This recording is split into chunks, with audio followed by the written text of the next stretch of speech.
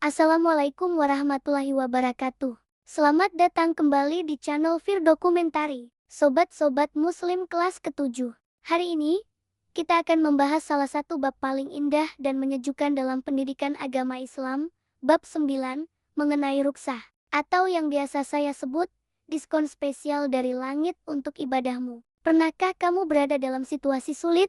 Misalnya lagi sakit parah, atau sedang menempuh perjalanan jauh dan melelahkan, lalu muncul kekhawatiran, "Ya Allah, saya takut berdosa kalau tidak bisa sholat seperti biasa." Jika pernah, tenang saja, bab ini adalah jawabannya. Kita akan mengenal ruksah, sebuah konsep yang membuktikan bahwa Islam bukanlah agama yang memberatkan, melainkan agama yang penuh kasih sayang. Ruksah adalah keringanan atau kemudahan yang Allah berikan kepada umatnya dalam kondisi-kondisi tertentu. Ini adalah bukti bahwa Allah tidak ingin menyulitkan kita. Lantas, mengapa Allah memberikan ruksah? Alasannya sederhana dan termaktub jelas dalam Al-Quran.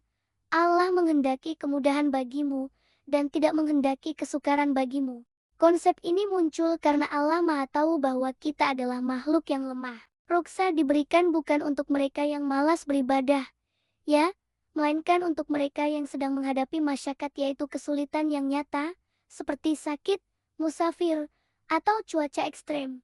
Tujuannya hanya satu, agar kita tetap bisa menjaga hubungan dengan Allah dalam kondisi apapun, tanpa harus mengorbankan kesehatan atau bahkan keselamatan jiwa kita. Kita harus memahaminya sebagai perhatian yang mendalam dari Sang Pencipta. Sekarang, mari kita kenali paket-paket kemudahan yang Allah sediakan untuk kita. Setidaknya, ada 3 jenis ruksah yang wajib kita fahami. Pertama, syalat jamak dan kasyar. Ini adalah keringanan yang diberikan saat kita sedang bepergian jauh. Syalat jamak berarti menggabungkan 2 syalat fardhu dalam satu waktu, misalnya zuhur digabung dengan asyar. Sementara kasyar berarti meringkas jumlah rakaat syalat dari 4 menjadi 2. Kombinasi ini memastikan perjalananmu tetap tenang, tanpa meninggalkan kewajiban syalat.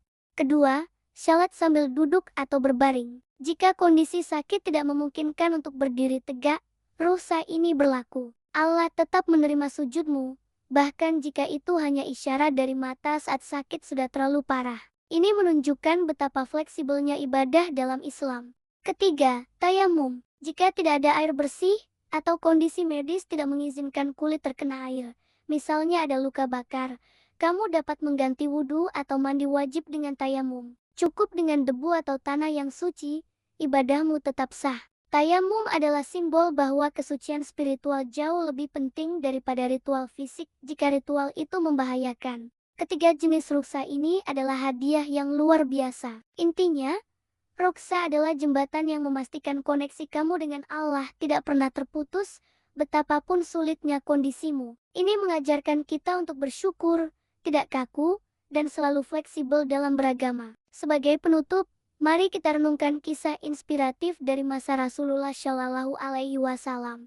Suatu ketika, beberapa sahabat Nabi yang sedang dalam perjalanan merasa sungkan untuk mengambil keringanan syalat. Mereka merasa masih kuat dan berpikir bahwa berpayah-payah dalam ibadah akan menghasilkan pahala yang lebih besar. Mendengar hal ini, Rasulullah memberikan pelajaran yang sangat berharga. Beliau bersabda, "Sesungguhnya Allah senang jika ruksahnya diambil, sebagaimana Dia senang jika perintah-perintahnya dilaksanakan." Nabi ingin kita paham bahwa ruksah itu ibarat hadiah dari seorang raja yang maha mulia. Jika sang raja, yaitu Allah, memberimu hadiah berupa keringanan, menolaknya hanya karena merasa sanggup justru dianggap tidak sopan. Mengambil ruksah adalah bentuk ketaatan, kerendahan hati, dan pengakuan tulus bahwa kita adalah makhluk yang lemah di hadapan keagungannya. Jadi, beribadahlah dengan senyum dan hati yang tenang. Allah Maha Tahu niatmu, dan Dia selalu punya jalan keluar untuk setiap kesulitan. Gunakan ruksah ini dengan bijak dan jangan persulit dirimu jika Allah telah memberikan kemudahan.